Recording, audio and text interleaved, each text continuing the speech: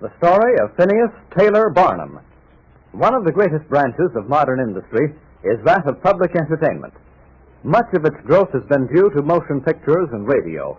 But before these inventions were ever conceived, the idea of mass entertainment was born in the brain of Phineas Taylor Barnum. In the year 1825, young Barnum was clerking at a general store in his hometown, Bethel, Connecticut. It was a dull, uneventful life, especially for a lad like Barnum, whose thoughts were far beyond the grocery shelves and cider barrels. Sometimes a visiting farmer would drop in to warm his boots on the bulging iron stove and to be questioned by an eager youngster in a white apron. What's it like up in Litchfield, Quigley? I've never been there. Oh, it's about like this here. Lots of snow on the ground, but the road ain't so bad. Well, didn't you see anything interesting on your trip? No, can't say they did. Well, you didn't come across anything new or strange? No. Well, yes, I did too.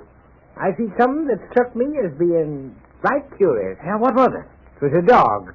Just an ordinary-sized dog, but it had two natural tails. Yes, I recollect one of the tails is about 3 feet long. You saw a dog with two tails? Yep. Say, that is something unusual. Who owns him? Oh, farmer called Jones. If a fella had a dog like that, he might make some money. People would pay to see a dog with two tails. Quigley, do you think I could buy him? Oh, I reckon so. Guess $5 or $10 would buy him. Say, I'm going up to Litchfield right now. I'll close up the store for the rest of the day, and I'll... You ain't aiming to go now. Why, it's 35 miles to Litchfield. Well, I can be back by tomorrow. Do you realize what it means? With a dog like that, I could be independent. I could travel around the country. Yes, you could at that. Tell you what, Barnum, you go hitch up your wagon. I'll stay here and warm my feet. By the time you come back to close the store, I may have thought of something that'll help you. All right, but don't tell anybody else about this. I'll be back in about 15 minutes.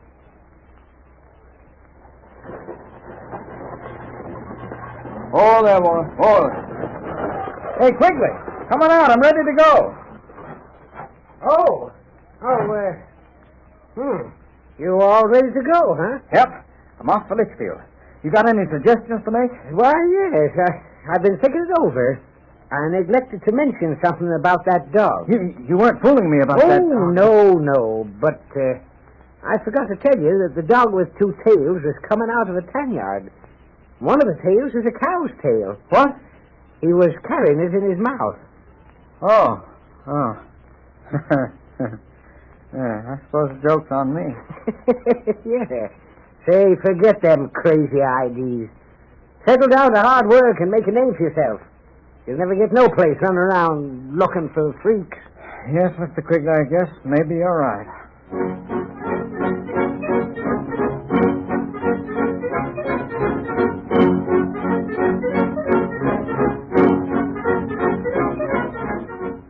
For 15 restless years, Barnum searched for a profession. Then he began to eye longingly Scudder's American Museum, which stood on the corner of Broadway and Ann Streets in New York. Although penniless, Barnum immediately opened negotiations with Francis W. Olmsted, owner of the building. You see, Mr. Barnum, I don't own the Scudder collection. I only own the building in which the museum is housed. Yes, I know that, Mr. Olmsted. And why have you come to me? Because I'm, for the moment, financially embarrassed.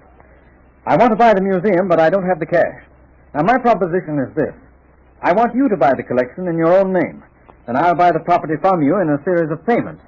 You can make a good profit from it. And how are you going to get the money to pay me? I can make it from the gate receipts. The museum isn't paying well now, but when I take it over, things will be different. You think you can make money out of it, huh? I'm sure I can. And, of course, I'll expect you to put up some security. Well, I'm afraid I haven't any, sir, except my reputation and my good name. Well, at least you're honest about the matter. I want control of that museum, Mr. Olmsted. The agent is willing to sell everything for $12,000. And as I understand it, Mr. Barnum, you want me to invest $12,000 on your reputation and good name. And if you should fail... I won't fail.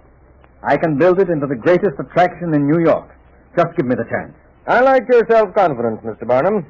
All right. You can arrange to move into the museum at once.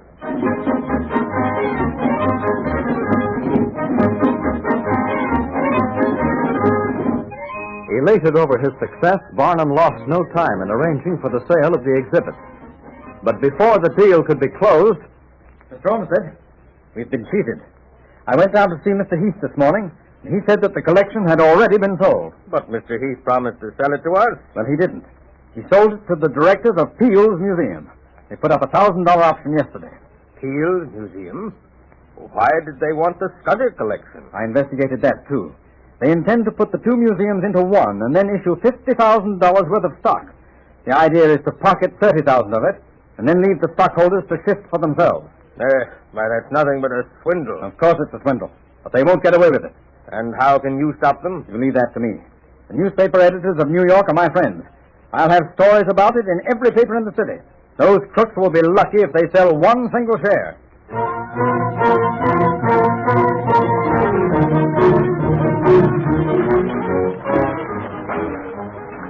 May we caution the public against investing in the stock of the Peel Museum. Don't be hoodwinked by a group of broken-down bank directors who are engaged in the exhibition of stuffed monkey and gander skins.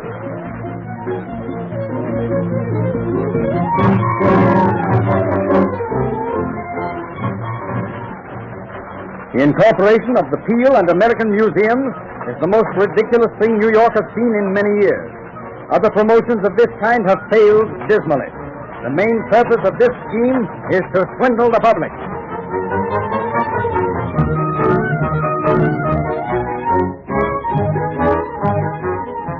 Barnum's scathing newspaper articles did their work.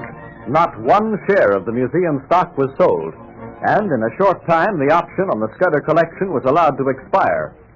From then on, the American Museum was under the management of P.T. Barnum. Barnum American Museum, the greatest display of curiosities ever seen under one roof.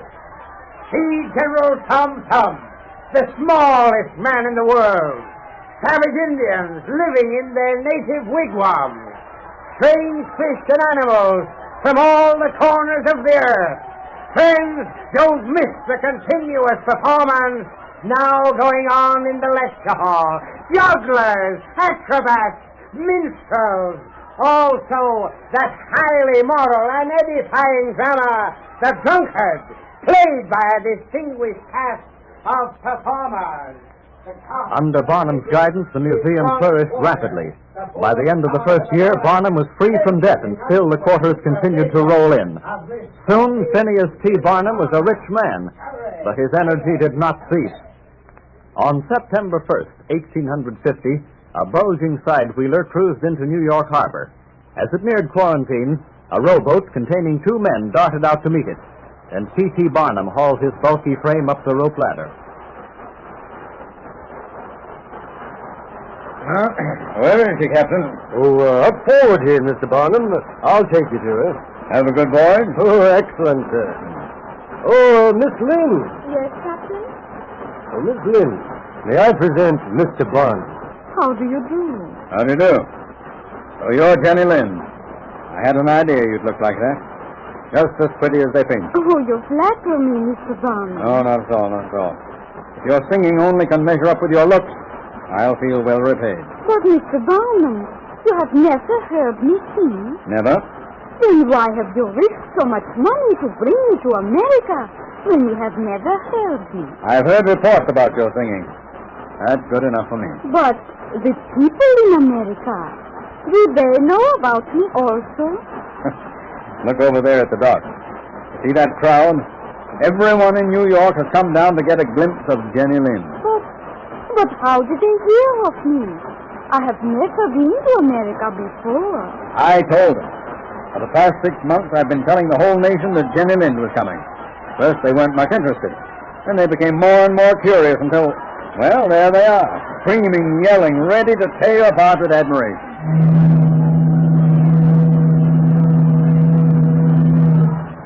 It is very terrifying to see so many people. Wait until you give your first concert.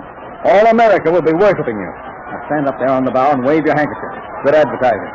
In fact, it's the best advertising the country has ever seen.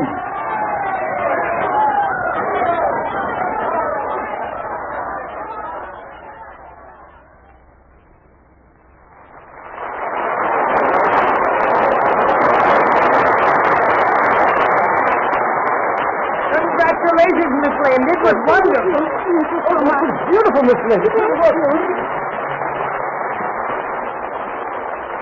Oh, it is over. The concert is over, Mr. Barnum. Do you think it was a success? Success? It was magnificent. Why, your share alone will amount to over $10,000. But my voice, Mr. Barnum, do you think they liked my voice? Of course they did. Kay tells me that even the critics were wild with enthusiasm. Bringing you to America was the greatest idea I've ever had. The women are all wearing Jenny Lind hats, Jenny Lind gloves, Jenny Lind dresses. Your name's a byword in every home. I owe it all to you. You have done more than I can ever repay. Forget it. I'm rewarded amply by just looking at you. But of course, I'm not overlooking the ticket receipt. After all, my name is P.T. Barnum.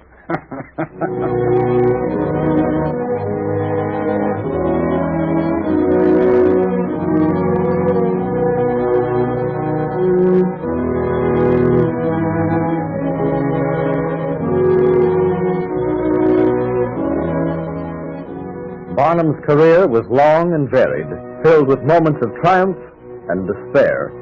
It was not until he passed his 60th birthday that he organized the greatest show on earth, which later became known as Barnum and Bailey Circus. In 1891, he died at the age of 80, leaving an estate of over $4 million. As a showman, Barnum was supreme. His methods of advertising are still in use today, and it was he who first placed public entertainment in the realm of big business. Phineas Taylor Barnum, Captain of Industry.